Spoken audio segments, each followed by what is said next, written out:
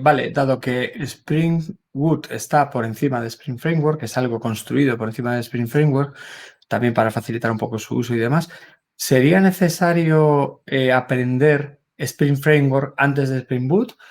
¿Puedes aprender los dos en paralelo o, por ejemplo, con aprender Spring Boot es suficiente? Es una muy buena pregunta, de hecho, y es una pregunta que de hecho, me han hecho bastantes veces.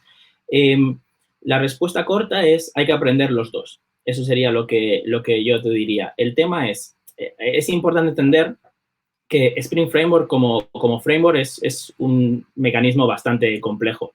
No necesariamente muy difícil de utilizar, pero sí que es cierto que requiere el entender, por ejemplo, eso, cómo crear el controlador de servlets, cómo crear diferentes clases que van a ser necesarias porque son los mecanismos base del framework.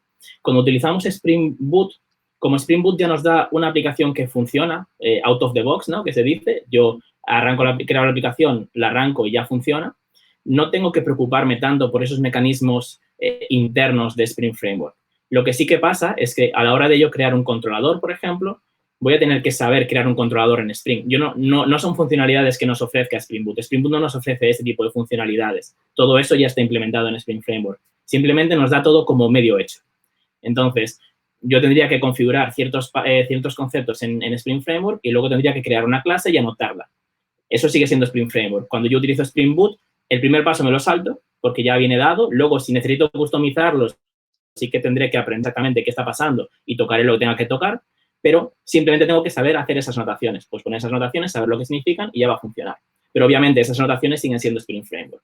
Ya. Entonces, la respuesta así un poco resumida sería, sí que es cierto que hace falta aprenderlo, pero no tenemos que aprender el 100% de primeras. Tenemos que aprender simplemente las funcionalidades estándar, digamos, lo que se va a utilizar en el día a día. Y luego ya tendremos tiempo, en caso de que tengamos algún problema, en caso de que necesitemos algo muy específico, de ir profundizando en esos mecanismos o simplemente porque queramos aprender más, que al final es la forma en la que deberíamos aprender, pero no te fuertes de primeras a saberlo todo antes de poder empezar a trabajar. Eso sería un poco la respuesta. Vale, fenomenal. Entonces, bueno, al final Spring y Spring Framework están muy relacionados, pero digamos que normalmente empezarás con Spring Boot y irás aprendiendo el Spring Framework que necesites, ¿no? Sería un poco el resumen de lo que has dicho.